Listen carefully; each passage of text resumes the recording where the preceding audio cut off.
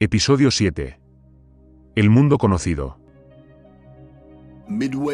A mitad de camino en el viaje de nuestra vida, me encontré dentro de un bosque oscuro, pues el camino recto se había perdido. Y, durante mi viaje, mientras me abría paso a través de los enmarañados senderos laberínticos del engaño, buscando el centro de la verdad, conocí a una mujer brillante que me enseñó muchos hechos planos.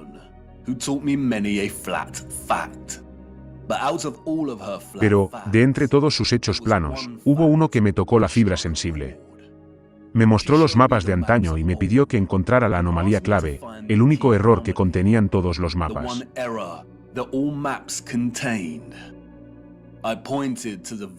Señalé las distintas representaciones de masas de tierra desconocidas a Hiperbórea. Ella negó con la cabeza. No, encuentra el fallo. Vivimos en un tierra plana. Nuestro mundo es un terrario electromagnético, rodeado por un mar etéreo de agua. Y, como todos los terrarios, tras su creación inicial, comienzan a formar su propia atmósfera autosuficiente.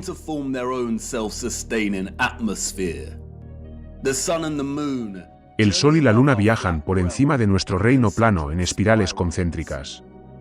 Se nos dice que hay 5 círculos de latitud prominentes. Tenemos el círculo polar ártico más cercano al centro, el trópico de Cáncer a 23,5 grados de latitud en el hemisferio norte, el Ecuador a 0 grados de latitud, el trópico de Capricornio a 23,5 grados de latitud en el hemisferio sur y el círculo polar antártico.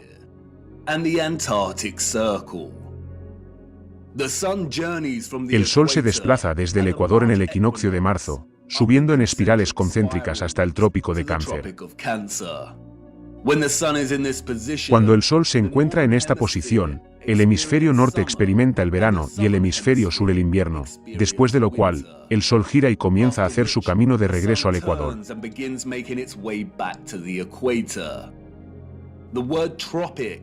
La palabra trópico proviene de la palabra latina tropicus, que significa perteneciente a un giro.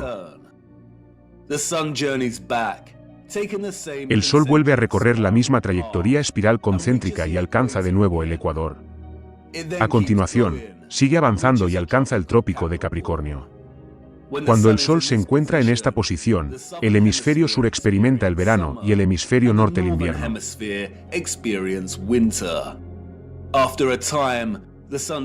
Después de un tiempo, el Sol gira y comienza a hacer su camino de regreso al Ecuador, para el equinoccio de marzo.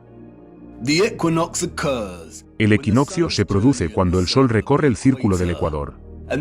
Y quienes vivan a lo largo de esta línea de latitud verán el Sol directamente sobre su cabeza en un ángulo de 90 grados al mediodía solar. El equinoccio de marzo marca la estación de la primavera en el hemisferio norte y el de septiembre la del otoño. Si usted vive en el hemisferio sur, esto se invierte. El equinoccio de septiembre marca la primavera y el de marzo el otoño. Es importante señalar que el Sol nunca llega al círculo polar ártico. Tampoco llega al círculo polar antártico. Nunca llega a los polos. Viaja hasta los círculos tropicales y luego regresa. El punto en el que el Sol alcanza su excursión más septentrional y meridional, en relación con el Ecuador, se llama solsticio. Solsticio viene de la palabra latina solstitium, que significa punto en el que el Sol parece detenerse. Y, efectivamente, muchos observan que el Sol parece detenerse en los solsticios. Y esto es porque, en cierto sentido, lo hace. Llega a la excursión más septentrional y meridional y se vuelve.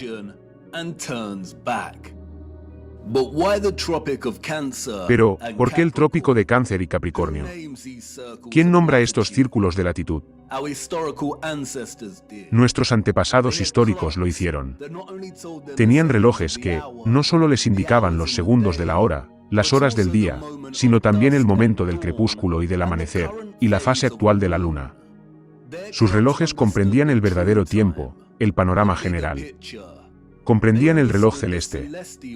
Las estrellas que están sobre nosotros, más allá de nuestro firmamento y en las aguas de arriba, giran a un grado constante cada 4 minutos, de este a oeste, es decir, en sentido contrario a las agujas del reloj.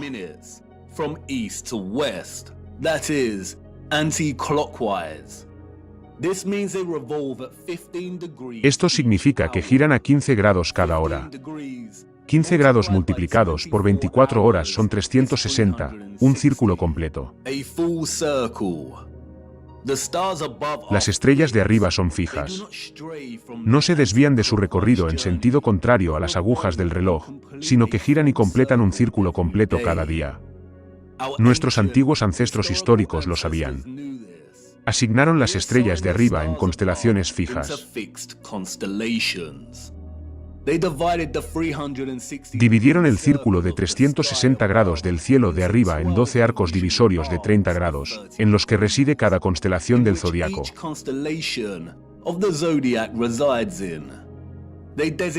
Designaron cada constelación en cada arco de 30 grados con un símbolo antropomórfico, la mayoría de los cuales son animales. Zodiaco es una palabra interesante. Zodiac, los arcos del zodiaco. Sí, los paralelos con el arca de Noé son sorprendentemente obvios. Cada constelación del zodiaco se mueve desde su posición fija en las aguas de arriba.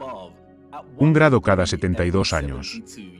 Las estrellas en el círculo sobre nosotros están fijas en sus posiciones. Cada 72 años, el círculo entero se desplaza un grado. Esto es lo que se llama la precesión del equinoccio. Recordemos que cada arco es de 30 grados. Si multiplicamos 72 por 30, obtenemos 2160 años. El círculo de arriba tarda 2160 años en desplazarse un arco entero.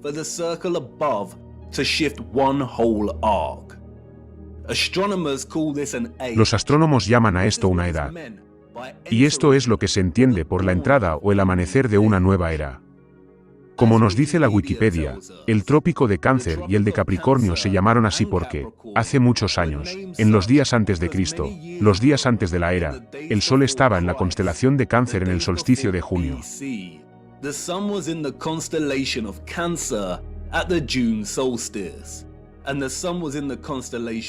Y el Sol estaba en la constelación de Capricornio en el solsticio de diciembre. ¿Qué significa que el Sol esté en una determinada constelación durante el solsticio? Significa la posición del Sol en el cielo al mediodía solar. Por supuesto, durante el mediodía solar no podríamos ver realmente las estrellas en el firmamento más allá. Por lo tanto, para discernir la posición del Sol en relación con las constelaciones, se requiere 1. Un conocimiento profundo de las estrellas y sus posiciones en el firmamento.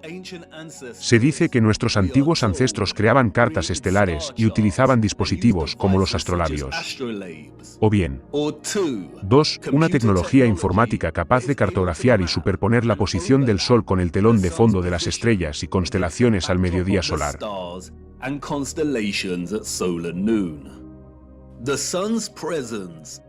La presencia del Sol en la constelación de un determinado signo del zodiaco significa exactamente lo que parece. Al mediodía solar del día del solsticio, el Sol debe estar frente a una constelación determinada. Fíjate bien en la rueda del zodiaco que aparece en la esfera de estos relojes. Aquí vemos que las constelaciones de Cáncer y Capricornio son polos opuestos entre sí.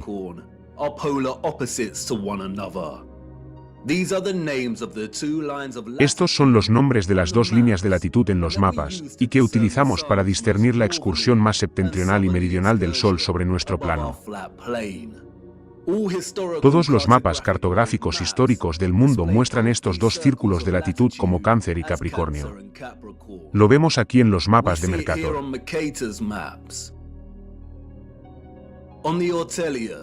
En el de Urtilies.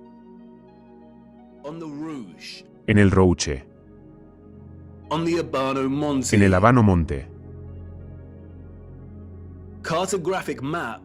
Los mapas cartográficos combinan la llamada ciencia con la estética, para comunicar eficazmente la información espacial. Se esfuerzan por ser precisos. Y todavía hoy utilizamos esta designación de Cáncer y Capricornio para estos círculos de latitud en nuestros mapas cartográficos. Google Earth también utiliza estas designaciones. Pero, ¿por qué? Como dice la Wikipedia, cuando se nombró esta línea de latitud en el siglo pasado AC, el Sol estaba en la constelación de Cáncer en el solsticio de junio, el momento de cada año en que el Sol alcanza su cenit en esta latitud. Igualmente, cuando se nombró el trópico de Capricornio, el Sol estaba en la constelación de Capricornio en el solsticio de diciembre. Y la rueda del zodiaco hace que esto sea muy fácil de entender. Por ejemplo, si el Sol está en una constelación determinada al mediodía solar del solsticio de junio, su homólogo en el solsticio de diciembre estará siempre en la constelación opuesta al signo de junio.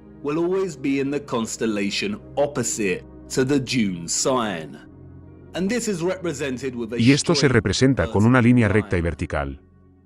Si, por ejemplo, el Sol estaba en la constelación de Aries en el solsticio de junio, entonces aparecerá en la constelación de Libra en el solsticio de diciembre. Si el Sol estaba en la constelación de Piscis en el solsticio de junio, entonces estaría en la constelación de Virgo durante el solsticio de diciembre. Estos signos están, en cierto sentido, unidos en su oposición entre sí. Y aquí es donde se vuelve interesante. La línea vertical, aquí, representa los círculos de los trópicos y sus respectivas constelaciones durante los solsticios. Pero, están regidos por otro círculo de latitud, el ecuador. En la rueda, este está representado por la línea horizontal. Y verás que las líneas forman una cruz. El ecuador y los círculos de los trópicos están unidos al unísono por esta cruz. Recuerda que el zodiaco es la esfera del reloj del círculo de estrellas que está sobre nosotros. Cuando una gira en sentido contrario a las agujas del reloj, el resto la sigue. Y, al igual que los signos de los solsticios, la mano izquierda de la línea horizontal, aquí, representa la constelación en la que se encuentra el Sol durante el equinoccio de marzo. Y el lado derecho, representa el signo durante el equinoccio de septiembre. Y es el lado izquierdo de la cruz, el equinoccio de marzo, o lo que se denomina el equinoccio de primavera, y su signo del zodiaco que actúa como punto de referencia para todo el sistema de coordenadas celestes.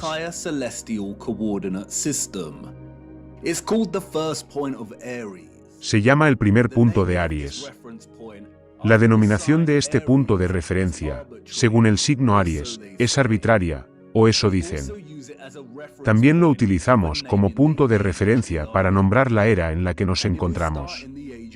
Y, si empezamos en la era de Aries, podemos ilustrar la precesión del equinoccio y la designación de las constelaciones a sus correspondientes círculos de latitud con bastante claridad. Por ejemplo, si el Sol está en la constelación de Aries durante el equinoccio de marzo, entonces tenemos el trópico de Cáncer y Capricornio. También vemos que el Sol estará en la constelación de Libra durante el equinoccio de septiembre.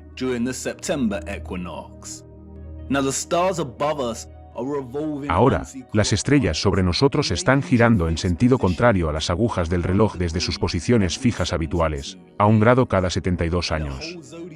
Y un arco completo del zodiaco cada 2160 años.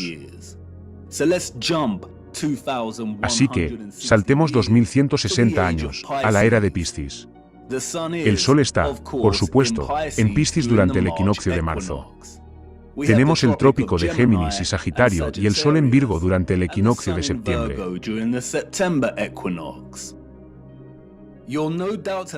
Sin duda, habrás notado que la rueda representada, aquí, gira en el sentido de las agujas del reloj.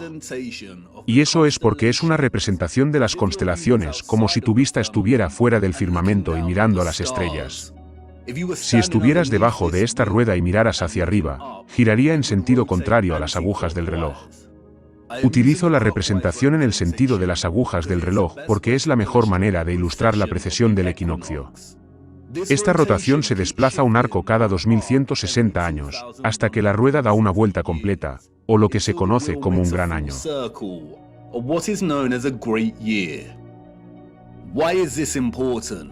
¿Por qué es importante? Lo que vemos aquí, y lo que confirma la narrativa dominante, es que los trópicos de Cáncer y Capricornio ocurren durante la era de Aries. Durante los últimos 2000 años, más o menos, hemos estado en la era de Piscis. Recuerda que una era dura aproximadamente 2160 años. Y ahora estamos en la cúspide de entrar en la era de Acuario. En junio de 2020, durante el solsticio, el Sol entró en la frontera de Tauro. Y, por lo tanto, la transición ya ha comenzado. Y Google te lo dirá, tú mismo, si buscas. Una nueva era, o una procesión de 30 grados hacia una nueva constelación en el equinoccio de marzo, no es una fantasía pseudo-espiritual de la nueva era de astrólogos y yogis, por igual. Es una ley astronómica de las estrellas en el firmamento.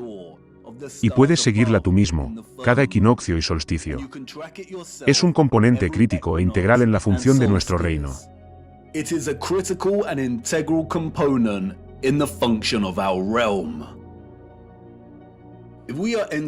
Si estamos entrando en la era de Acuario, eso significa que el Sol no ha estado en la constelación de Cáncer o Capricornio durante el solsticio desde hace más de 2000 años, cuando nuestro reino estaba en la era de Aries.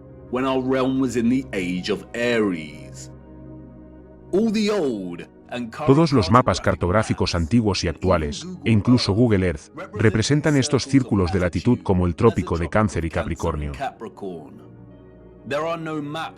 No hay mapas que presenten las líneas de los trópicos correctamente como deberían estar en la era de Piscis, nuestra era actual. Wikipedia y otras narrativas de engaño de la corriente principal nos dicen que nuestros antiguos ancestros históricos de caballo y carro y cinceles de cobre nombraron estos círculos de latitud en los tiempos de hace.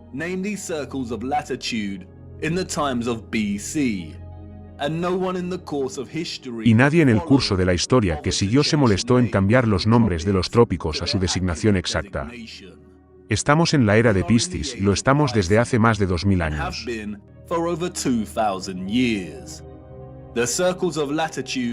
Los círculos de latitud deberían llamarse trópico de Géminis y trópico de Sagitario. ¿Y qué? ¿Qué hay en un nombre? Pero, esta brillante señora que me enseñó este hecho plano fue paciente. ¿Qué hay en un nombre? Todo. Y, hasta que ella lo dijo, no me di cuenta de lo estúpida que había sido al pasarlo por alto. Los mapas no son solo bonitas proyecciones de la masa terrestre.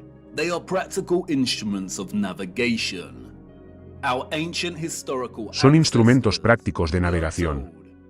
Se dice que nuestros antiguos ancestros dependían de la navegación celeste, de la posición de las estrellas en el firmamento, para guiarse en el mar, seguir la estrella del norte. Y si, por casualidad, sus brújulas fallaban, entonces conocer el mapa de las estrellas de arriba sería fundamental. Es absurdo creer que nuestros antepasados continuaron utilizando la designación de Cáncer y Capricornio para los trópicos, que fue establecida por sus propios antepasados históricos, que pertenecen a una época totalmente diferente.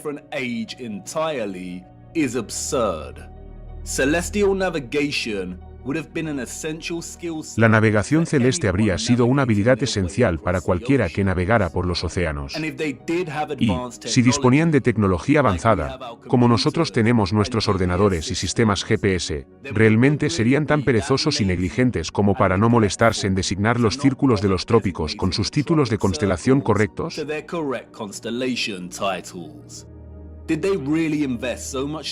¿Realmente invirtieron tanto tiempo en la construcción de los relojes astronómicos más avanzados, solo para descuidar sus mapas? No, no lo hicieron. Todos estos mapas históricos presentan designaciones para los círculos de latitud de los trópicos que tienen más de 2000 años de antigüedad. ¿Por qué? ¿Y por qué seguimos utilizando esta designación hoy en día? Porque, como ven, estos mapas y todos nuestros mapas, incluido Google Earth, son herramientas de engaño. ¿Dónde están los mapas de la era de Piscis, los mapas de los últimos 2000 años? ¿Y podrían estos mapas tener realmente más de 2000 años de antigüedad? Parece que alguien no quiere que conozcamos la época en la que residimos, o quiere distraernos para que no descubramos lo importante que es realmente la precesión del equinoccio.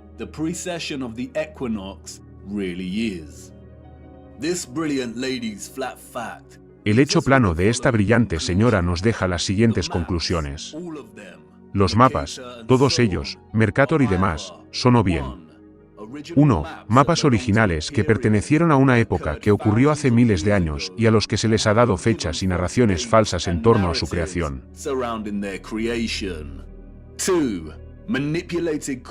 2. Copias y versiones manipuladas de mapas originales que fueron creados hace más de 2160 años.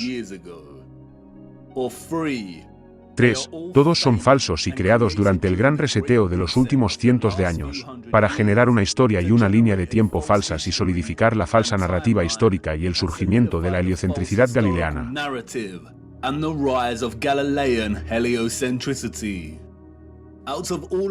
De todas estas opciones, la segunda y la tercera son las más probables. Los mapas mundiales cartográficos no son documentos fáciles de crear y establecer. Requieren un sólido conocimiento del tamaño y la forma de la Tierra. Requieren un conocimiento profundo de los círculos de latitud que forman parte del funcionamiento de nuestro mundo. Requieren un conocimiento complejo de los continentes y las masas de tierra. Es probable que estos mapas sean duplicaciones manipuladas de mapas de hace miles de años, o completamente falsos.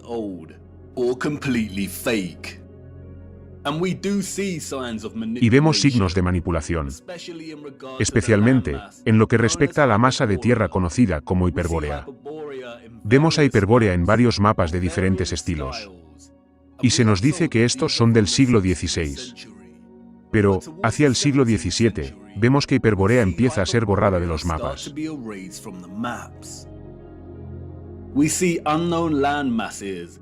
Vemos que masas de tierra desconocidas que están presentes en algunos de estos mapas antiguos desaparecen por completo.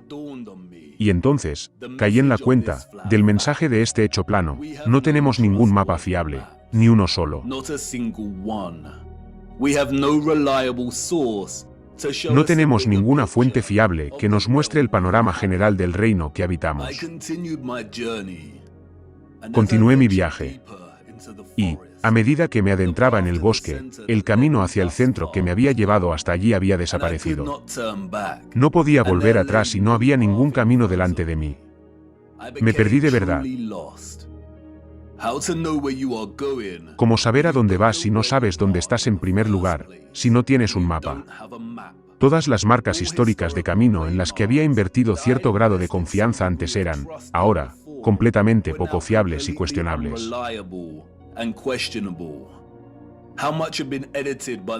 ¿Cuánto habían editado los controladores? ¿Cuánta verdad quedaba? ¿Y si todos los mapas eran falsos? ¿Por qué ocultan los mapas de los últimos 2000 años? No tenemos ni un solo mapa del mundo preciso o honesto. Y, como en todos los momentos en los que se está perdido, justo antes de que la desesperación se apodere de uno, surgió una circunstancia imprevista que me devolvió al camino. Me tropecé con la espesa maleza y salí a un claro iluminado por la luna con un pequeño lago. En este claro, me encontré con una misteriosa figura llamada Sturgeos. Le dije que estaba perdido. Y me dijo que viniera a ver el lago. Me dijo que mirara el agua. ¿Qué he visto?, me preguntó. A mí mismo, respondí. Mi reflejo, ondulando y brillando a la luz de la luna. Espejo, espejo. Mira más allá de ti, dijo, ¿qué ves? Y ahí estaba, como siempre. Espejo, espejo. Muy arriba. Espejo, espejo. En el cielo. Espejo, espejo. Oh, cómo mienten.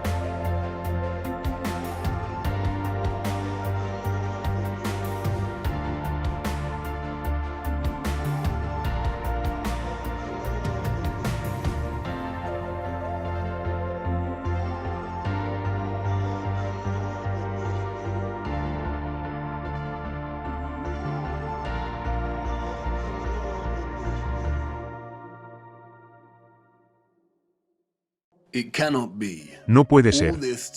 Todo este tiempo, escondido a plena vista.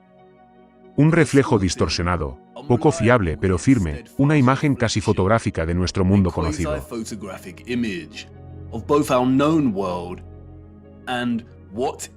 ¿Y qué es esto? Esto es el mundo desconocido. Gracias, Sturgeos, por todo tu trabajo. Sturgeos ha cartografiado cada continente hasta el más mínimo detalle. Su trabajo es meticuloso. Ha trazado zonas horarias, estaciones, rutas de vuelo y distancias.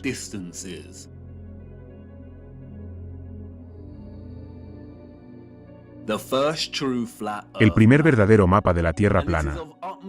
Y es de suma importancia, principalmente debido a la masa de tierra desconocida que hay aquí, que Sturgeos ha llamado Terra Vista, por la masa de tierra de Urbano Monte del mismo nombre.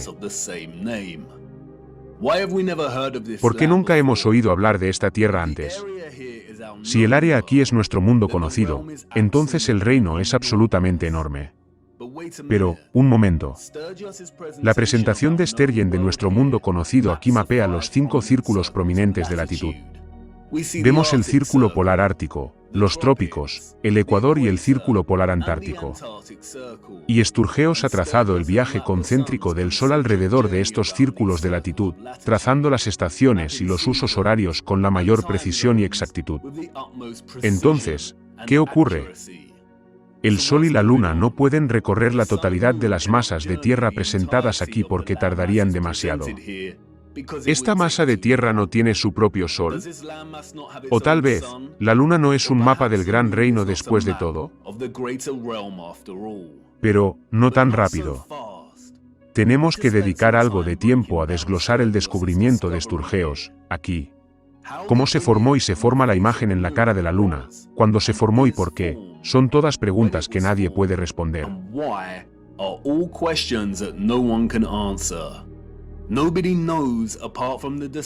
Nadie lo sabe, salvo los engañadores de las altas esferas.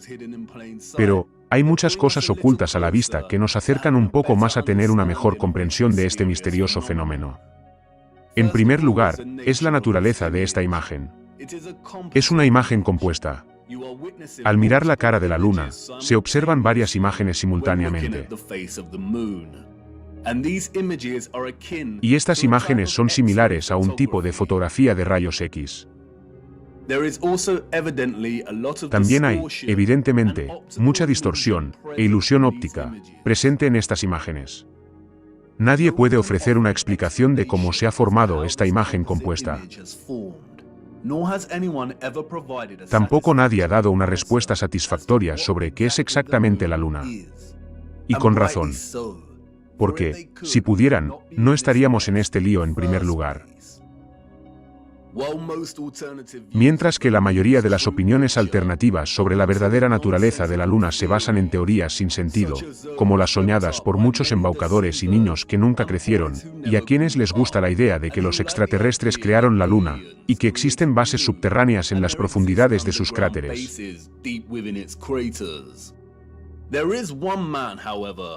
Hay un hombre, sin embargo, que habló de la Luna en los años previos a la carrera espacial de los 60, y que ofreció una visión muy sensata. En 1965, el profesor R. Foster desafió a un complejo científico corrupto al afirmar que aterrizar en la Luna era una imposibilidad. Es una imposibilidad, según Foster, porque la Luna es de plasma y no sólida. Esto es lo que dijo en una entrevista. ¿Cuál es su teoría? Bueno, a estas alturas es algo más que una teoría. Hace 10 u 11 años, dije a varios científicos que la Luna no es un trozo de roca. Pero, es un plasma, un fenómeno de plasma, plasma cósmico. Y que este hecho se acabará confirmando. Hice ciertas predicciones que ya se confirmaron en 1958. Y la situación, ahora, se acerca a una confirmación completa, las opiniones científicas expresadas en todo el mundo, ahora, que la Luna parece ser de una naturaleza bastante diferente de lo que se suponía. Los americanos y los rusos están pensando en aterrizar hombres en ella. Bueno, eso nunca sucederá. No en la Luna, en Marte y Venus, en otros planetas, sí, pero la Luna es definitivamente, como afirmo, un plasma. Como la mayoría de los que hablan, Foster fue probablemente una oposición controlada. Nótese que dice que es posible aterrizar en otros planetas, pero no en la Luna.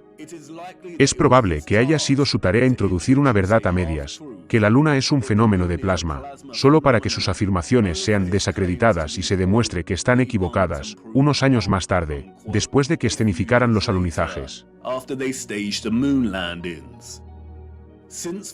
Sin embargo, desde la afirmación de Foster, nuestro propio acceso a la tecnología en los últimos años nos ha permitido investigar la Luna con más detalle. Y, gracias a ello, vemos una y otra vez diversos casos de comportamiento de la Luna que desmienten la mentira de que es una bola de roca.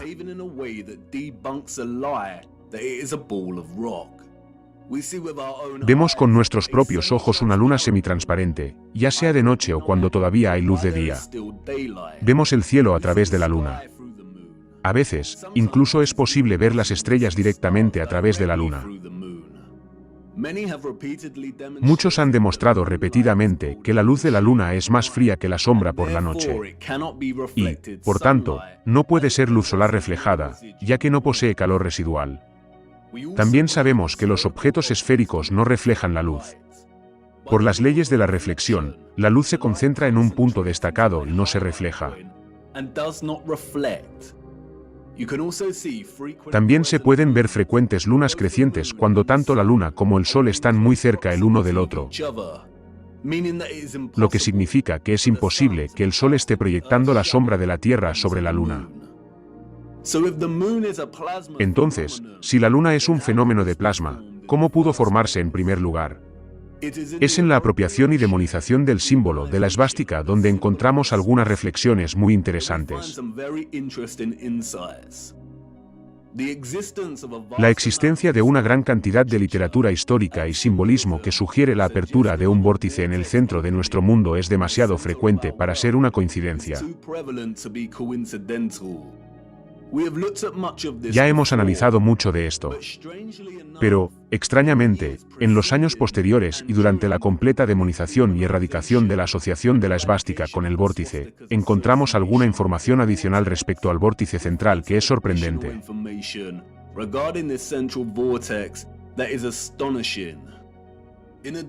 Además de la apropiación de la esvástica como emblema, los nazis también estaban obsesionados con un símbolo muy similar, el del Sol Negro.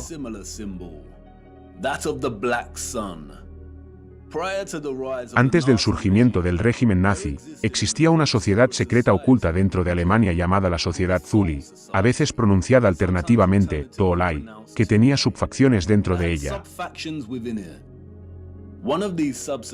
Una de estas subsociedades, se nos dice, era la Sociedad del Sol Negro. Influenciada por los Rosacruces y otros grupos herméticos, la Sociedad Thule hacía especial hincapié en la superioridad de una supuesta raza aria con poderes místicos innatos.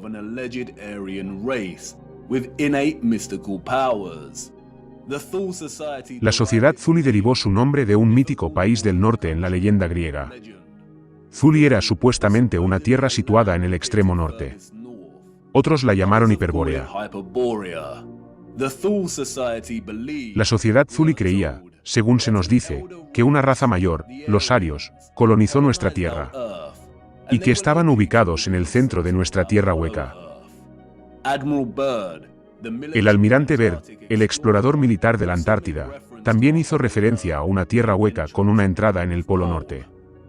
La Sociedad Thule también creía que el Sol Negro era una gran bola de materia prima que existía en el centro de la Tierra, y emanaba radiación en forma de energía real.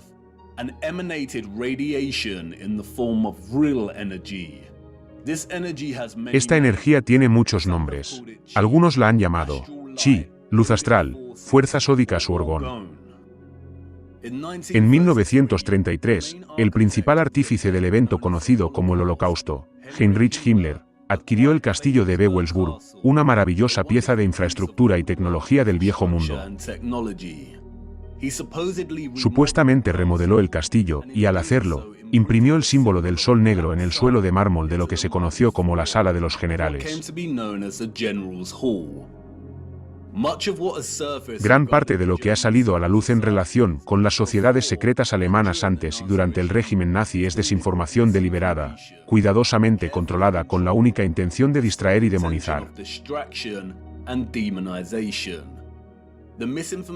La desinformación relativa a estas sociedades ha servido para alimentar aún más la agenda ovni y extraterrestre, a la que muchos como Jordan Saffer, David Wilcock y Corey Goode se han adherido y promovido desde entonces. Forman parte de una agenda de oposición controlada. Son mentirosos. Su única intención al revelar información relativa a las sociedades secretas alemanas era unir un concepto ridículo de una raza aria alienígena superior que existía en el núcleo norte de nuestro mundo, o que se abría en el centro.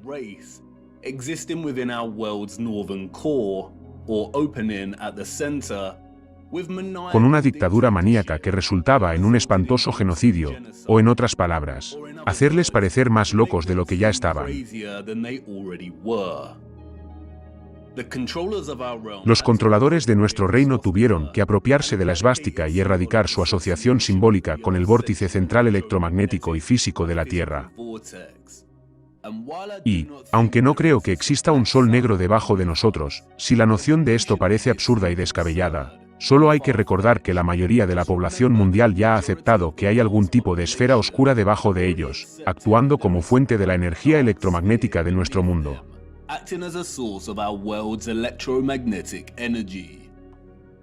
El heliocentrismo ha convencido a muchos de que, dentro de su pequeño engaño de la bola azul, existe un núcleo esférico de hierro sólido a una temperatura de más de 5000 grados, su propio sol negro.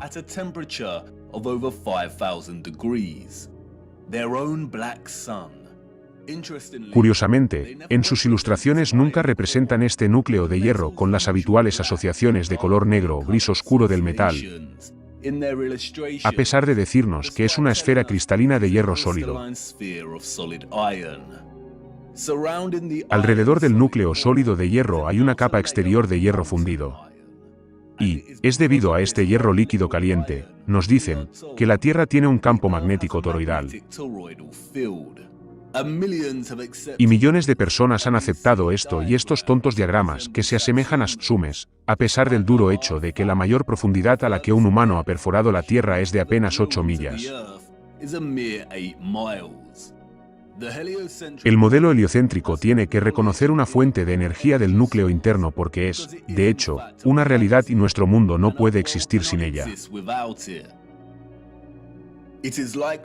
Es probable que la noción de un sol negro debajo de nosotros sea más bien una distracción, aunque no es tan absurda como el modelo heliocéntrico de Setsume. Volveremos sobre ello más adelante. Lo importante ahora, sin embargo, es que no solo tenemos otra instancia del concepto de un núcleo negro en el centro de nuestro reino, y otra referencia a un vórtice central,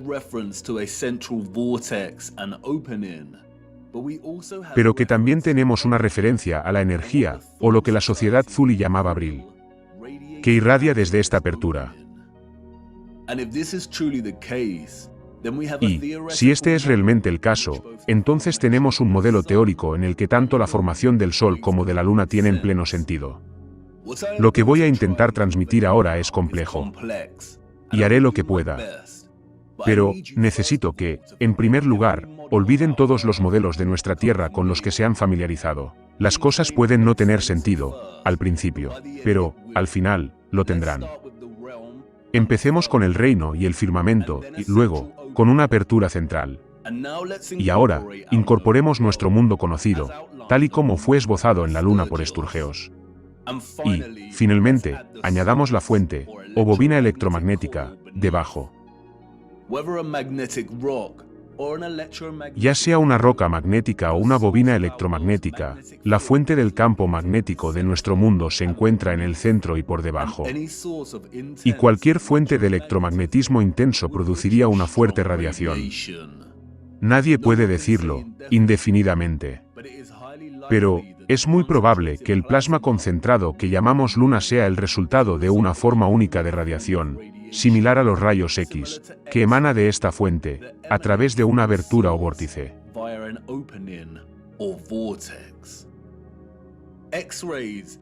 Los rayos X, o haces de radiación muy fuertes, emanarían, según las leyes de la física, de este vórtice central en líneas rectas divergentes.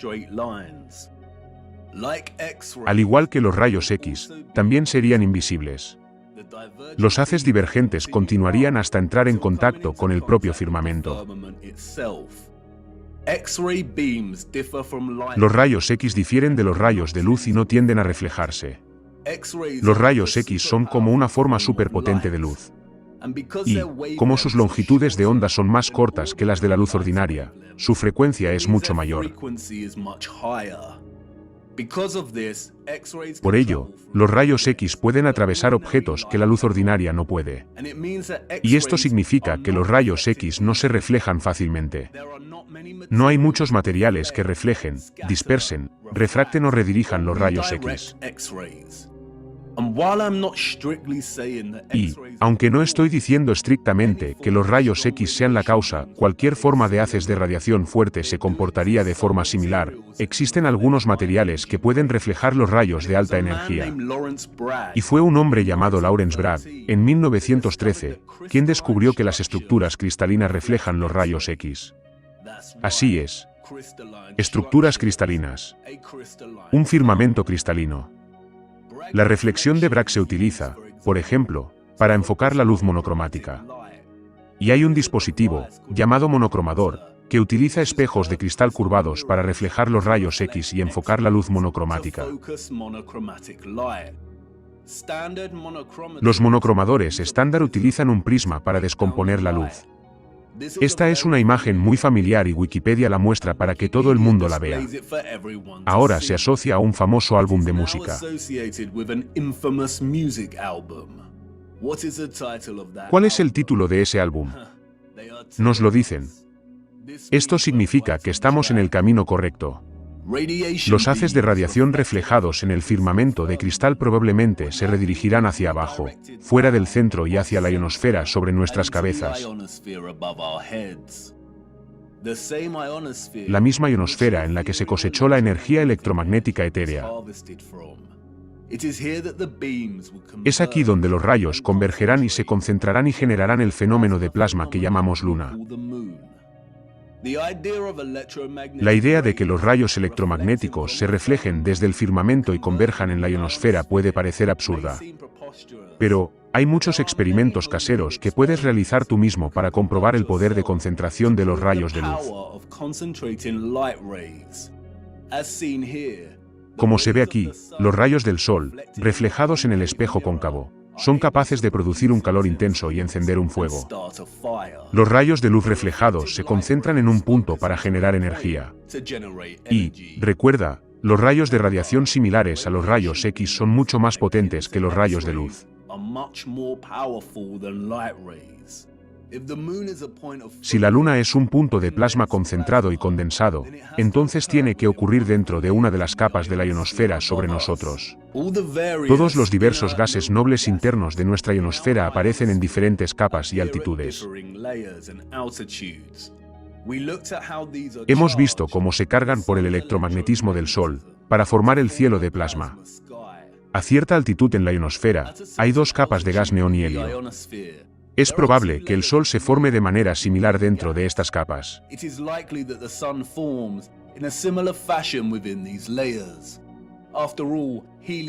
Al fin y al cabo, el helio es lingüísticamente muy parecido a Helios.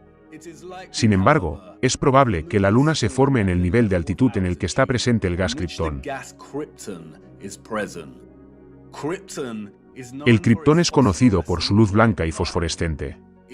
También se utiliza para crear plasma no térmico o frío, como demuestran los científicos contemporáneos que desarrollan este campo en la actualidad.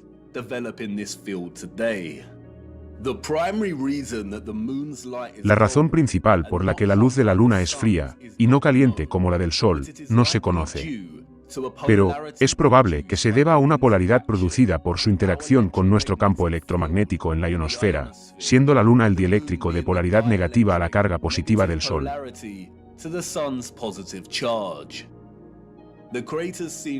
Los cráteres que se ven en la Luna son probablemente de la generación de este plasma.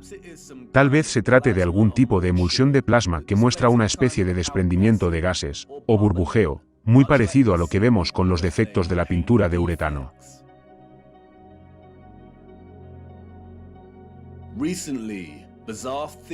Recientemente, han surgido extrañas teorías de que vivimos dentro de uno de estos cráteres en la Luna. Esto no es correcto. La Luna es una especie de plasma concentrado fosforescente y no un objeto sólido. Puedes ver la formación de este plasma y sus cráteres aquí mismo. No es sólido. Es una luz. Y esto es genial porque tenemos un modelo muy realista y funcional de cómo se forma la Luna.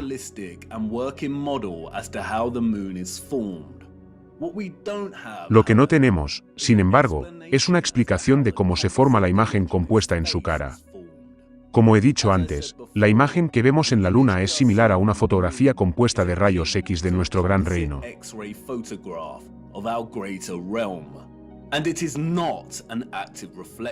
Y no se trata de un reflejo activo, sino de un momento histórico capturado en el tiempo.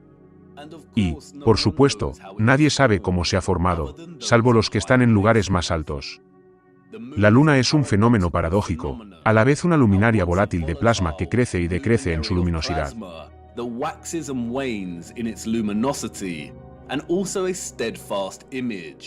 Y, también, una imagen firme captada en algún momento del tiempo que no parece cambiar. Solo vemos esta imagen en la Luna y nunca cambia. Esta extraña y misteriosa imagen, que ha desconcertado e inspirado a millones de personas, podría ser el resultado de un fenómeno orgánico natural, o quizás incluso artificial.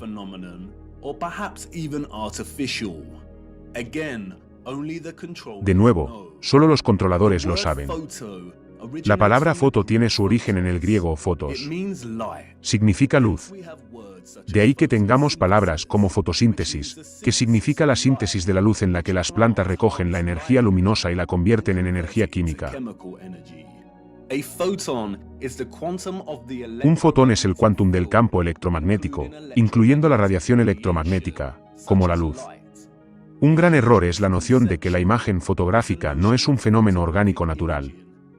Esto no es correcto.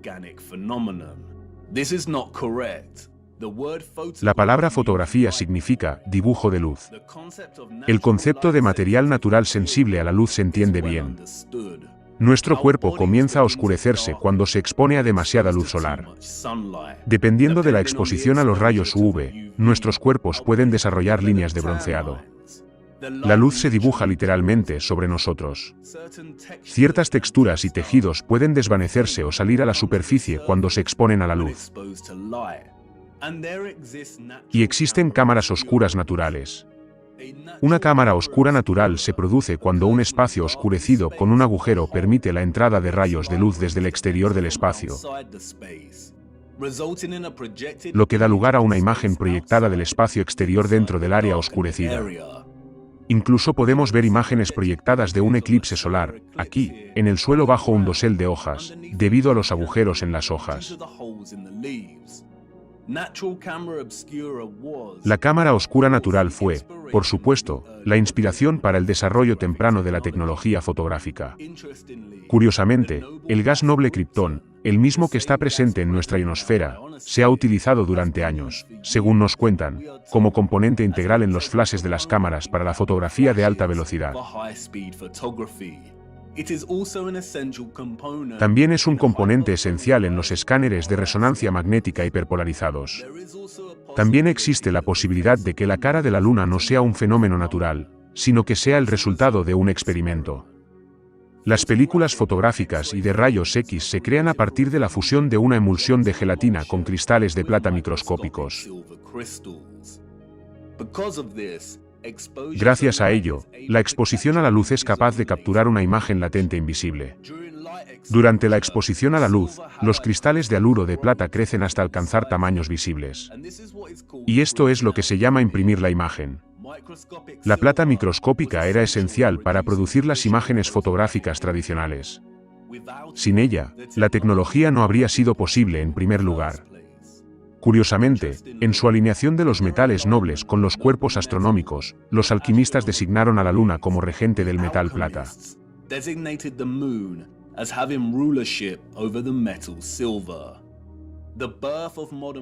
Se dice que el nacimiento de la fotografía moderna comenzó en 1800, cuando el tío de Charles Darwin intentó capturar la imagen producida en una cámara oscura.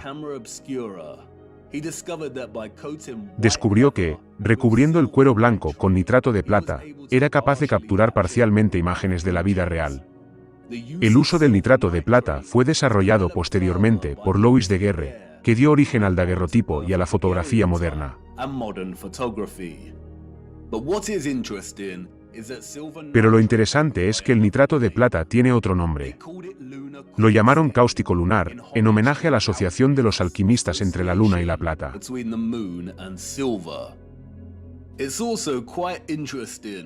También es bastante interesante que en muchas representaciones masónicas de los alquimistas aparezcan el sol y la luna como rayos reflejados. Y qué casualidad que los alquimistas, que probablemente no existieron como se nos dice, asociaran la luna con el mismo metal sin el cual es imposible la fotografía tradicional.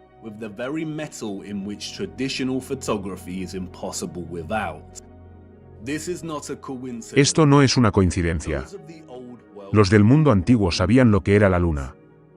Y, tal vez, una civilización más antigua que les precedió, y que también estaba tecnológicamente avanzada, tuvo que ver con la representación de la imagen de la luna. No es una idea tan descabellada, teniendo en cuenta que hoy en día estamos experimentando continuamente con cosas a escala cosmológica, montando falsos lanzadores de cohetes que a veces quedan atrapados en el firmamento, desarrollando soles artificiales, y algunos demonios en lugares más elevados están incluso tratando de encontrar formas de atenuar el sol. El ser humano siempre se ha excedido en sus ambiciones cuando se trata de las luminarias. Y no veo por qué las civilizaciones avanzadas del pasado habrían sido diferentes. Cómo surgió este fenómeno de la imagen compuesta no es importante para nuestro viaje.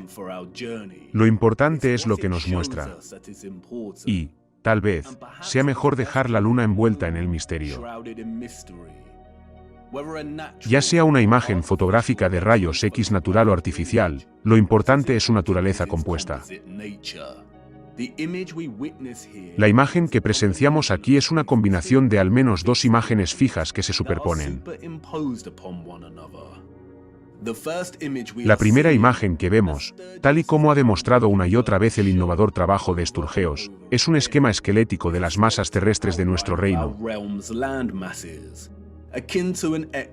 similar a una radiografía, y de una forma que nunca antes habíamos visto.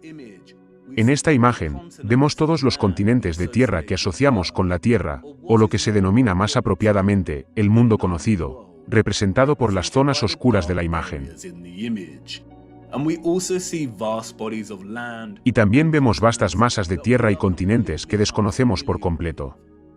Sturgeos reveló que, si se trata a la luna como la imagen del espejo que es y se invierte su imagen como se haría con cualquier reflejo, entonces se puede empezar a cartografiar nuestras masas terrestres conocidas con la máxima precisión. Y esto es exactamente lo que ha hecho Sturgeos, cartografiar el mundo conocido capturado en la luna hasta sus grandes lagos y desiertos. Las sorprendentes similitudes entre la masa terrestre de nuestro mundo conocido y la capturada en la luna son demasiado exactas para que se trate de cualquier tipo de coincidencia. Lo hemos tenido delante de nuestras narices todos los días, literalmente. Es probable que nadie haya conectado los puntos aquí antes debido a esta masa de tierra desconocida en particular, que Sturgeos ha llamado apropiadamente Lemurie. Y esta masa de tierra es muy importante porque sabemos que ya no existe. Las teorías sobre la existencia de Lemurie como continente perdido han existido desde el siglo XIX, y la mayoría de ellas han trazado su ubicación en algún lugar alrededor del Océano Índico. Los del siglo XIX también hablaban de otro continente perdido, llamado Mu. Son la misma cosa. Los mapas antiguos de Mu señalan la Tierra exactamente donde está en la Luna. Y, en 2007, Masaki Kimure descubrió enormes estructuras, incluyendo pirámides, castillos y carreteras en el fondo del océano, a cierta distancia de Japón, una ubicación muy similar a donde Lemuria está trazada aquí, en la Luna. El continente se hundió hace años y años. Y esto es muy útil porque significa que esta imagen no es un reflejo activo sino un momento capturado en el tiempo antes de que el continente se hundiera. La segunda imagen que presenciamos simultáneamente en nuestra Luna es la del propio firmamento. Sí, han oído bien. La Luna es la única imagen oficial conocida de nuestro firmamento. La cara de la Luna es una imagen compuesta. Y tenemos que separar las imágenes para entender completamente lo que estamos viendo. Tenemos la masa de tierra del Gran Reino. Y esta es una imagen desde un ángulo. Y luego, tenemos otra imagen desde un ángulo diferente. Solo puedo ilustrar esto mostrándoles. Esta área específica de la Luna es principalmente lo que da al fenómeno su apariencia esférica en 3D. A los mentirosos heliocéntricos les encanta esta zona de la Luna. Y la han utilizado como arma de engaño contra nosotros. No es un cráter con rayos, como nos dicen. Miren más de cerca. Miren realmente. No son las marcas de un objeto esférico. Es el vértice del firmamento abovedado, desde dentro de la cúpula. Observe atentamente. Esta es la imagen compuesta en la Luna, presentando ambas imágenes simultáneamente. Y este es el interior de una cúpula hemisférica. Y ahora, verás, si alineas el punto central del vértice de una cúpula hemisférica interior, entonces se vuelve bastante obvio. Si borras las líneas vectoriales restantes de la cúpula, entonces se vuelve realmente obvio. Y, una vez que lo ves, se vuelve muy difícil dejar de verlo. No es una esfera. Es una ilusión óptica. Son las marcas de una cúpula hemisférica. Y, no solo es la corona del vértice interior del firmamento, sino que también es un reflejo del centro de nuestro reino, abajo. Esta zona de la Luna presta su forma esférica debido a los llamados rayos que emanan de ella. Pero, como puedes ver, se trata de una ilusión óptica. Los rayos son en realidad costillas semiesféricas que parten de la corona de la cúpula. Esta zona en medio de estas costillas no es un cráter. Es el vórtice que se encuentra directamente debajo del punto más alto de la cúpula. Los controladores han llamado a esta zona Taikou. Se nos dice que el astrónomo jesuita Giovanni Riccioli le dio este nombre en 1651. Si no fuera por Taikou, los controladores de nuestro reino lo tendrían muy difícil para convencer a millones de personas de que viven en una bola gigante que gira.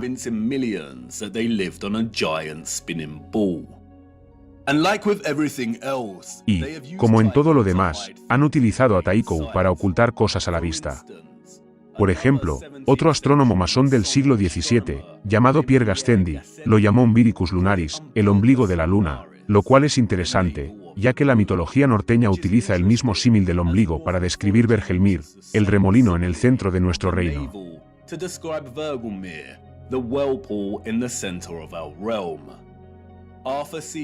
La Odisea del espacio de Arthur C. Clarke, una de las novelas de ciencia ficción más famosas de todos los tiempos, presenta un cráter en la Luna, llamado Taikou. En la novela, los científicos descubren que hay un fuerte campo magnético que emana del cráter y descubren que proviene de un monolito cúbico negro, enterrado 15 metros dentro del cráter.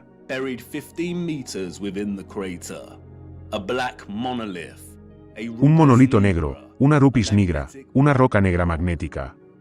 Si se separan las dos imágenes, entonces se puede ver claramente cómo son, de hecho, dos imágenes de dos ángulos diferentes que de alguna manera han terminado superpuestas la una con la otra. No vemos ningún océano o masa de agua capturada en la primera imagen, lo que sugiere que hay algún tipo de radiación de rayos X en juego. No vemos el vórtice en el centro en la primera imagen por esta razón. Y, de nuevo, nadie sabe cómo se formaron estas imágenes. Pero, si algún tipo de rayos de radiación fue responsable, entonces la primera imagen, las masas de tierra de nuestro gran reino, fueron muy probablemente capturadas cuando los rayos golpearon el firmamento. Y, cuando esos rayos se reflejaron en nuestra ionosfera, y comenzaron a formar la masa de plasma que llamamos luna, es probable que la segunda imagen fuera capturada. Y esa es la imagen del firmamento, de la estructura existente sobre nosotros. Y por eso podemos ver el contorno de esta estructura, las estrellas más allá de esta estructura y el reflejo del vórtice. Y otras grandes profundidades por debajo. La luna es una obra maestra de la perspectiva distorsionada, una encarnación plasmática de como es arriba es abajo. Y va a ser necesario mucho trabajo y una cuidadosa consideración para suavizar esta distorsión e intentar acercarse lo suficiente para crear un mapa adecuado del mundo en el que vivimos.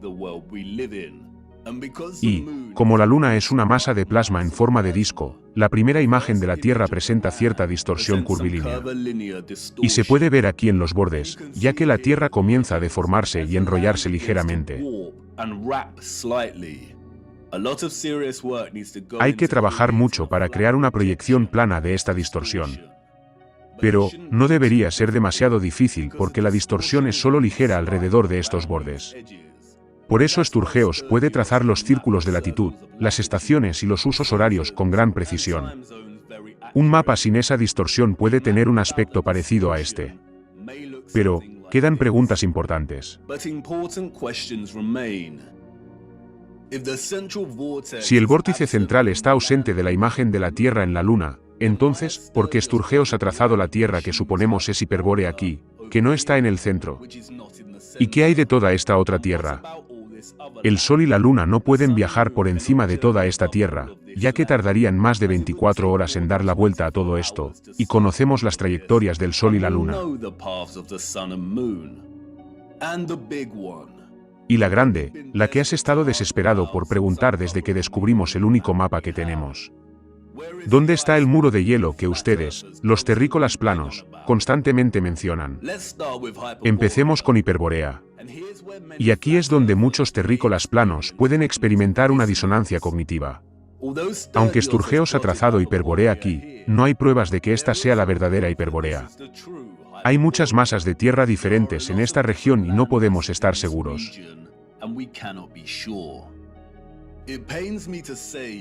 Me duele decir que Hiperbórea puede no existir de la manera que hemos llegado a creer. La Hiperbórea de Mercator es probablemente obra de los masones, para despistarnos del camino real. Y de esto se trata nuestro propósito, ¿no es así? Excavar en busca de la verdad es un asunto difícil. Y, a medida que cavamos más profundo, nos damos cuenta de que los artefactos que encontramos antes pueden no ser tan útiles o importantes como pensábamos al principio. Todos nos equivocamos. Pero, quédate conmigo. No hay que desesperar, todavía. Es muy interesante que el mapa de Urbano Monte se añadiera a la colección de mapas de la Universidad de Stanford y se pusiera a disposición del público en 2017, el mismo año en que la Tierra plana estaba ganando una enorme tracción y la gente empezaba a despertar. También es interesante que se haya organizado como una planosfera. Las enormes hojas individuales de este mapa estaban dispuestas originalmente como una proyección de Atlas. Pero, David Ramsey compró un mapa en 2016.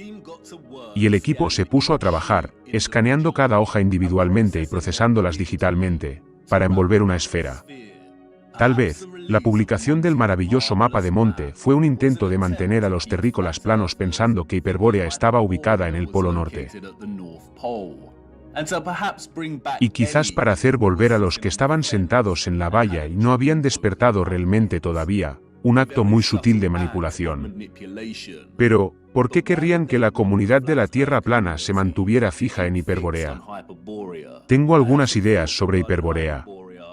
Pero, en primer lugar, hay que recurrir a los relojes.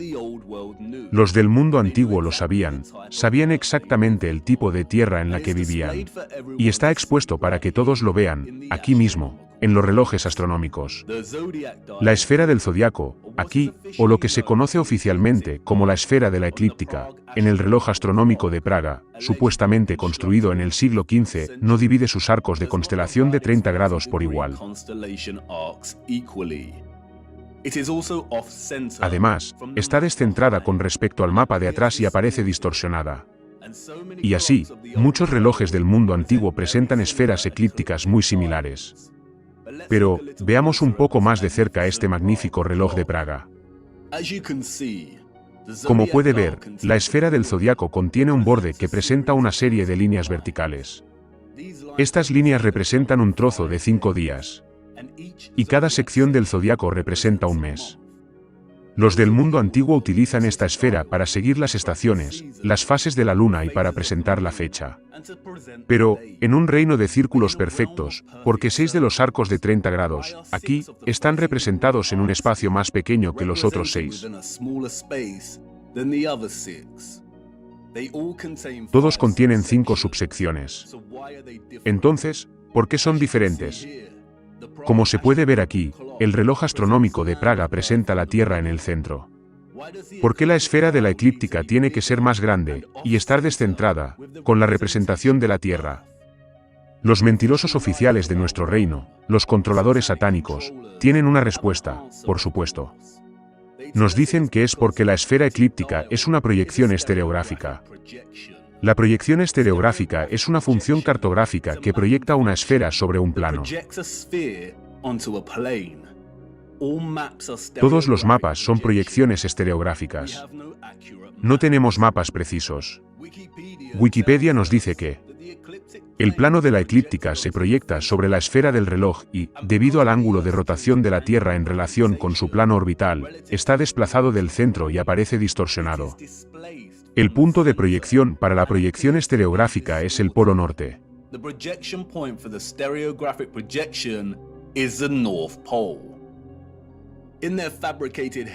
En su modelo heliocéntrico fabricado, la Tierra tiene una inclinación axial de 23,4 grados. Los controladores necesitaron inventar la inclinación axial para justificar toda la mentira esférica, para justificar las estaciones, los climas enormemente diferentes, y para justificar la posición fija absoluta de Polaris sobre el verdadero norte geográfico.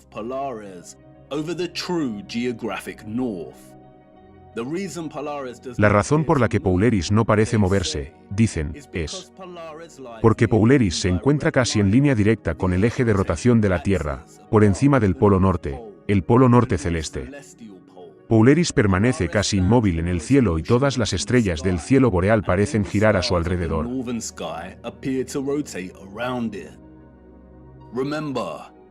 Recordemos que en su modelo todo se mueve a velocidades incomprensibles. Pero, podemos ver con nuestros propios ojos que Polaris permanece fija. Si no hubieran inventado la inclinación axial, o lo que se conoce como la oblicuidad de la eclíptica, entonces no tendrían forma de justificar esto en su modelo del país de las hadas de los planetas en órbita. Polaris no se mueve. Permanece fija. Si estás en Islandia o en América, puedes filmar una estela de estrellas de Polaris y permanece fija. Pero, no está fija directamente sobre la cabeza en estos lugares. El único lugar, nos dicen, para observar a Polaris directamente sobre la cabeza en un ángulo de 90 grados es el verdadero polo norte geográfico, ya sabes, ese lugar donde nadie se aventura. Y por eso inventaron la inclinación. Nos dicen que el verdadero polo norte geográfico de la Tierra se inclina directamente hacia Polaris. Y, como la Tierra gira sobre su pequeño eje, Polaris parece permanecer fija. Nos dicen que la naturaleza firme de la estrella es una ilusión óptica. Pero, sus mentiras se desmontan rápidamente cuando se considera que todo el sistema de constelaciones de las estrellas de arriba permanece constante. Siempre vemos las mismas estrellas y constelaciones. Si la Tierra girara sobre su eje mientras orbita alrededor del Sol, y el Sol atravesara nuestra galaxia, que también se mueve en un universo más grande, la precesión del equinoccio sería realmente tan predecible.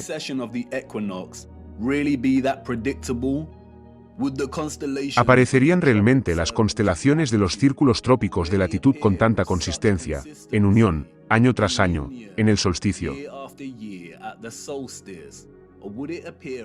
¿O parecería algo más aleatorio? Son mentirosos y todos sabemos que el agua no miente. El agua en reposo no se curva ni se conforma. Pues ya ves, los controladores satánicos son unos maestros de la ingeniería inversa. La esfera de la eclíptica del zodiaco celeste no es una proyección estereográfica.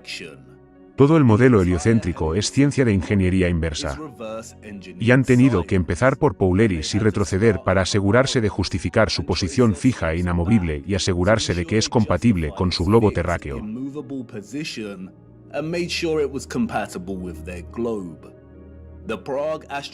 El reloj astronómico de Praga ha sido alterado drásticamente en los últimos 200 años.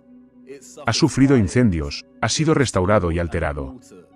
Y eso se puede ver aquí, en la forma en que la proyección de la Tierra detrás del reloj ha cambiado con el tiempo, de un mapa plano a una esfera abultada y antiestética.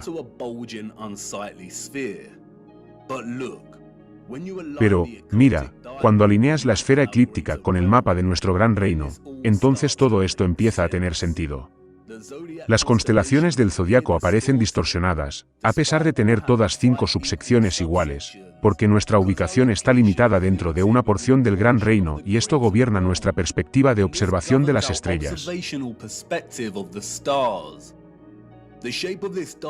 La forma de este estilo no tiene nada que ver con una inclinación axial.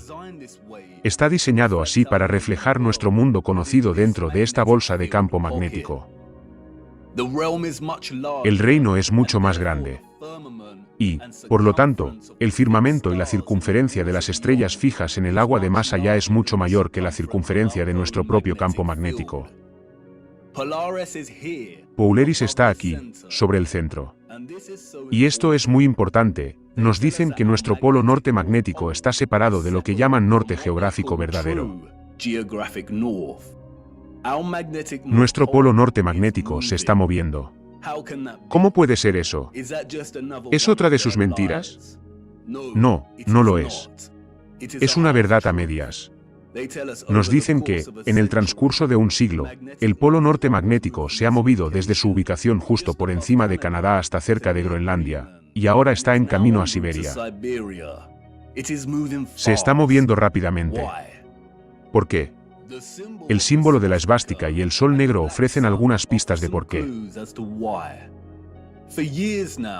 Durante años, los terrícolas planos han llegado a ver el polo norte magnético y el polo norte geográfico como sinónimos. Pero no lo son, como usted sabe. La esvástica simboliza el vórtice. Pero, el sol negro lleva su mensaje simbólico más allá. El círculo central, aquí, representa el núcleo de hierro, el sol negro, o lo que el ficticio Mercator llamó la Rupes nigra. Pero, mira más de cerca. Hay otro anillo fuera del núcleo central. Recuerda, el sol negro es el núcleo energético dentro del vórtice. Y, recuerden, también que, en el modelo heliocéntrico, reconocen que el núcleo de la Tierra es una esfera de hierro sólida. Pero, también existe un núcleo exterior de hierro líquido fundido. También nos dicen que este núcleo exterior líquido es el responsable de producir nuestro campo magnético y polos en movimiento. Esta es la razón por la que el polo se mueve. Porque el campo magnético no emana del núcleo sólido sino de un núcleo exterior volátil. Esto es lo que el segundo círculo, aquí, representa. Y, como todo lo relacionado con el heliocentrismo, solo hay que aplicar el sentido común y aplanar la curva, y las cosas empiezan a tener sentido. No hay un núcleo exterior esférico, sino una especie de bobina electromagnética, quizás incluso de hierro fundido, que rodea el núcleo sólido central. En el núcleo, tenemos una apertura de vórtice. Pero, la verdadera fuente energética volátil está debajo. El núcleo central es similar a la esfera de un reloj central. Es sólido y permanece fijo y todo lo demás se mueve a su alrededor. Pero, también es la piedra angular responsable de todo este movimiento. Todo lo que rodea a nuestro mundo se mueve.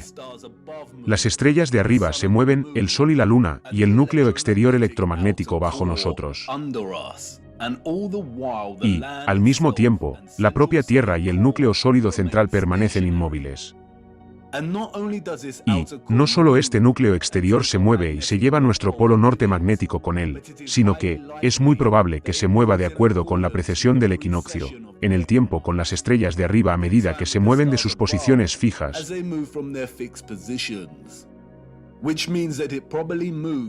Lo que significa que probablemente se mueve 30 grados de la circunferencia del reino cada 2160 años.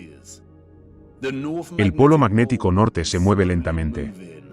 Y es tan natural como el viaje concéntrico del Sol y la Luna sobre nosotros. Y por eso el símbolo del Sol negro es una rueda de 12 radios. Cada radio representa una constelación fija del zodiaco. Cada sección es una edad individual y el resultado es una situación como esta.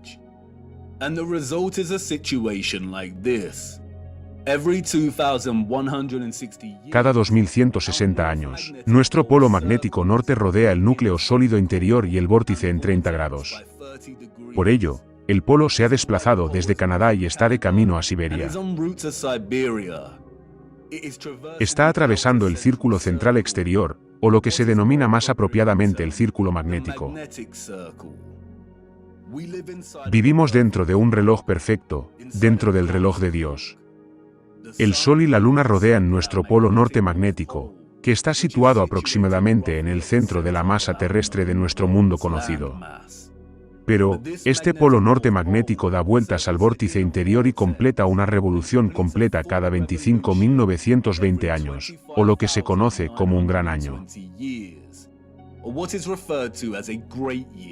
Cada gran año consta de 12 edades precesionales, o astronómicas, de 2160 años cada una.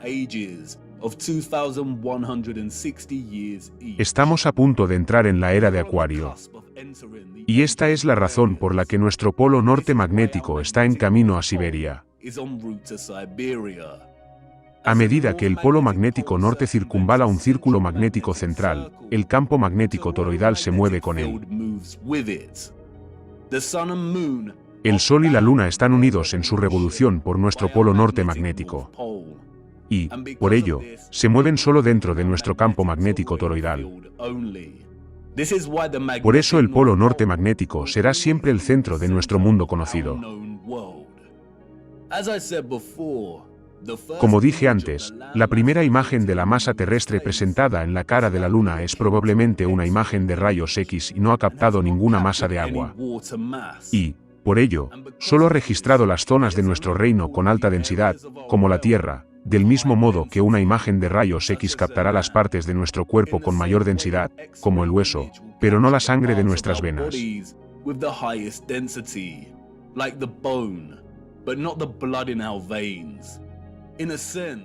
En cierto sentido, es apropiado considerar la masa terrestre captada aquí como esquelética. Por ello, no ha captado el agua o el océano que rodea nuestra Tierra. Tampoco muestra una diferenciación entre la masa terrestre congelada y la que no lo está. Si el viaje concéntrico del Sol por encima de nosotros está limitado por el polo magnético norte, aquí, y su campo magnético toroidal, y todo este campo magnético se está moviendo con el polo, entonces es probable que tengamos una situación de un clima cambiante, mientras este proceso se desarrolla. Todas las áreas fuera de nuestro campo magnético serán inevitablemente congeladas y oscuras, debido a la falta de luz solar. Y esto es consistente con lo que nos dicen algunas de las escrituras. Vi los grandes ríos, llegué al gran río y a la gran oscuridad y fui al lugar donde no camina la carne, vi las montañas de la oscuridad del invierno.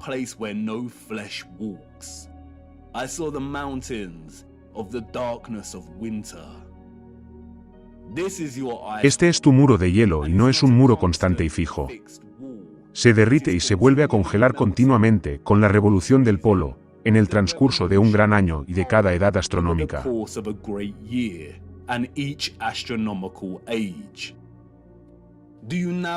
¿Entiendes ahora por qué están aterrorizados por el derretimiento del hielo, por el supuesto calentamiento de nuestra Tierra, y por qué esta broma demoníaca de un hombre quiere atenuar el Sol?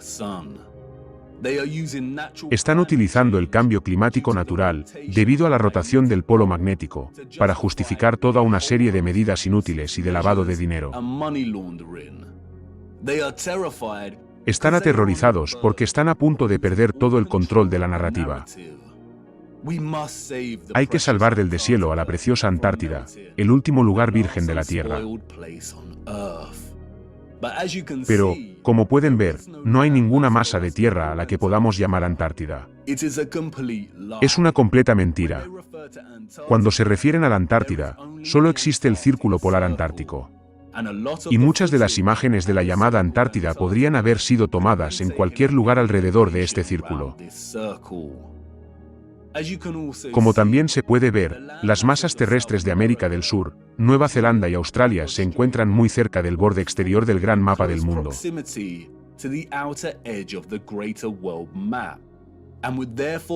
Y, por lo tanto, estarían muy cerca de los cimientos del propio firmamento. Esta es probablemente la razón por la que hay una fuerte presencia militar en estas regiones. El cambio climático, el deshielo del Círculo Polar Antártico, es tan natural como el día y la noche.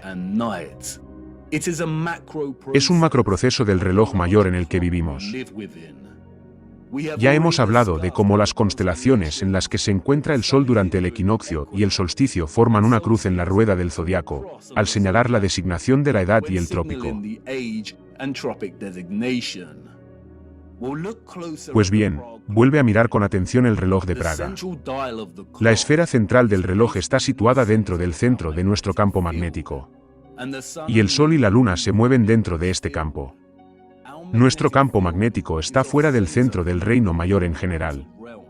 No es una cruz uniforme sino una verdadera cruz, o lo que ahora se conoce como una cruz latina, o crucifijo. Vivimos dentro del travesaño de la cruz. Y, por si no te has dado cuenta, nuestra bolsa de campo magnético dentro del gran reino también forma una luna creciente. No el tipo de luna creciente asociado con el mercurio y la plata alquímicos, sino este tipo de luna creciente. El mismo símbolo que los controladores se apropiaron y rediseñaron para representar la nobleza. La cruz y la media luna son expresiones naturales inherentes al funcionamiento del reloj en el que vivimos. Son expresiones naturales del reloj de Dios. Y nos equivocamos. Polaris no está situada 90 grados por encima de nuestro polo magnético norte, en la región que llamamos el Ártico, hogar de Groenlandia e Islandia. Polaris descansa sobre el vórtice en el centro del gran reino. Y aquí es donde hay que destacar la distinción entre los puntos cardinales geográficos y las direcciones magnéticas. Cuando viajamos por nuestro mundo conocido, o por la Tierra dentro de nuestro toroide o campo magnético, utilizamos una brújula magnética. Y el polo magnético está en el centro. Por eso, cuando viajamos de oeste a este, vamos en círculo. Y, cuando viajamos al norte, vamos hacia el centro. Y, cuando viajamos al sur, nos alejamos directamente del centro. Sin embargo, también existen puntos cardinales geográficos. ¿Y qué dicen las escrituras sobre esto? Está ahí mismo en la referencia de Enoch a los 4 cuartos del mundo. Nuestro campo magnético, según Enoch, se encuentra en el norte geográfico del gran reino. Y el primer cuarto se llama el este porque es el primero. Y el segundo el sur porque el Altísimo descenderá allí y el cuarto del oeste se llama el disminuido y el cuarto llamado el norte está dividido en 3 partes.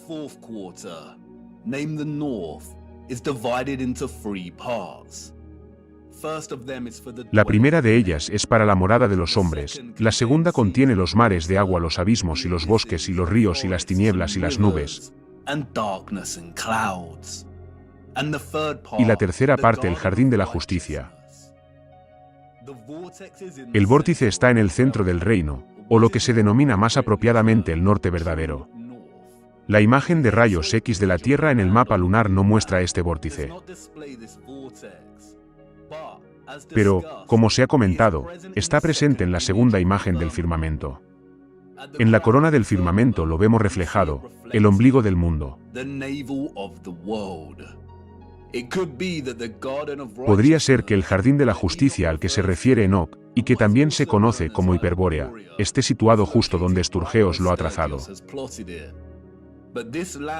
Pero, esta tierra no es el verdadero norte o vórtice central. Eso solo puede existir en el centro. Y, como se dijo antes, hay alguna distorsión curvilínea presente en la imagen compuesta en la cara de la luna. He utilizado mi pequeño mapa de colores, aquí, estrictamente para fines ilustrativos. No soy un creador de mapas, pero he intentado suavizar parte de esta distorsión.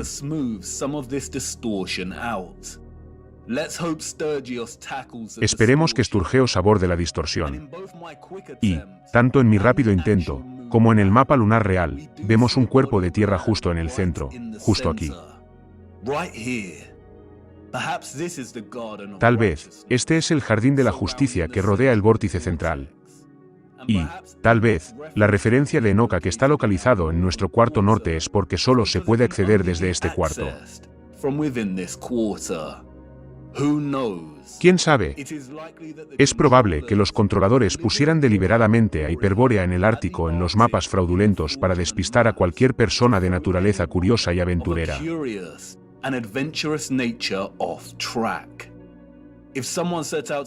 Si alguien se propusiera encontrar el norte verdadero utilizando estos mapas, fracasaría. Y, debido a la distinción entre la dirección magnética y la geográfica, encontrar el verdadero norte sería una hazaña monumental, incluso sin sus engaños. Si alguien quisiera viajar realmente al centro de nuestro gran reino, lo tendría muy difícil. Y tendrían que renunciar a la brújula, por completo. Si el sur geográfico de nuestro campo magnético está aquí abajo, con las tierras usualmente asociadas con el sur, entonces el vórtice central del Reino Mayor cae dentro de nuestro norte geográfico. Pero, no podremos alcanzarlo con la brújula apuntando al norte. No se encuentra en nuestro polo magnético norte. Si utilizamos una brújula para viajar al norte, acabaremos viajando aquí. Si el polo sur es todo el círculo polar antártico, entonces, para viajar al norte verdadero, habría que ir al sur. Pero, incluso en ese caso, lo más probable es que esto falle. Si el centro está hecho de hierro, entonces, en algún momento, suplantaría el polo magnético sur de nuestro campo magnético. Si, por casualidad, tuviera la suerte de dirigirse en la dirección del norte verdadero, entonces lo más probable es que la brújula fallara por completo, debido al núcleo de hierro. Como dice el misterioso texto de la Inventio Fortunata. Aquí la brújula del barco pierde su propiedad y ningún barco con hierro a bordo es capaz de alejarse. La única manera de llegar al norte verdadero es mediante la navegación celeste, vía Polaris, una habilidad que ha sido generalmente erradicada del conocimiento común. Y apuesto a que estos océanos están fuertemente vigilados. Volveremos a los campos magnéticos, más adelante en nuestro viaje. Y realmente necesitamos reapropiarnos de la definición de la palabra planeta. Planeta, una subsección o fracción más pequeña de un plano mucho más grande. El tiempo corre, espectador. Te preguntarás por qué te he traído a este bosque oscuro. ¿Por qué es importante todo esto? Porque, una vez reiniciada, la línea de tiempo establecida es una mentira. No podemos empezar a trazar una línea de tiempo revisada a menos que empecemos a trazarla de acuerdo con el gran reino que habitamos. Necesitamos aplicar el reloj astronómico, las edades, para acercarnos a algún tipo de claridad. Todavía no hemos salido del bosque. ¿Y puedes sentirlo, todavía? Toda la matriz está empezando a desmoronarse. Todo lo que hemos aprendido, todo en lo que hemos confiado para dar forma a nuestra comprensión del reino que habitamos temporalmente, es ahora poco fiable. Y lo único que nos queda son nuestros propios ojos. Y todo lo que vemos, una y otra vez, es el agua buscando siempre su nivel plano. Vemos restos estructurales que los de los libros de historia no podrían haber construido. Y vemos un gran mal que se multiplica. Solo tenemos nuestros ojos y viejas fotografías, momentos capturados en el tiempo. El acto de la fotografía, el arte de la yuxtaposición, de la comparación y el contraste.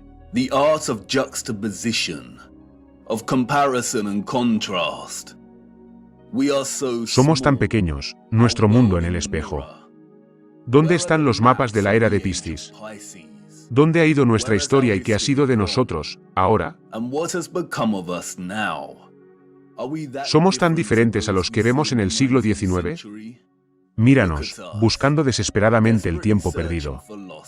Nuestras botas empapadas de barro, todo el día dedicado a cavar a través del engaño, cavando y moviendo el barro.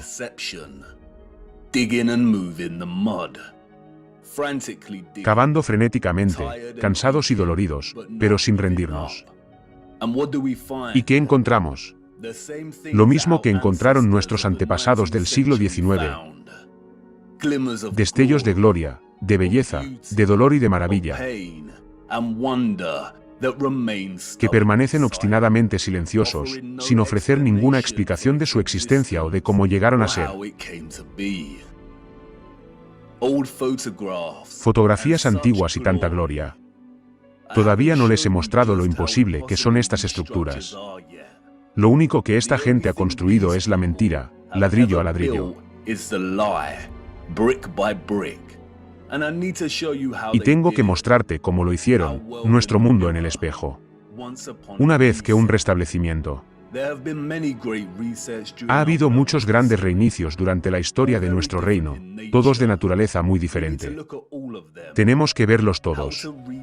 Como reiniciar el tiempo, retroceder el reloj, la muerte y el amanecer de una nueva era. Este no ha sido el primer reinicio, ni tampoco el último. Está sucediendo de nuevo, ahora mismo. Ciudades vacías. ¡Qué tranquilidad! Hay una guerra en casa, espectador. Y la mayoría no se ha dado cuenta. Un tipo de guerra peculiar e irregular, guerra silenciosa, guerra de información, guerra biológica.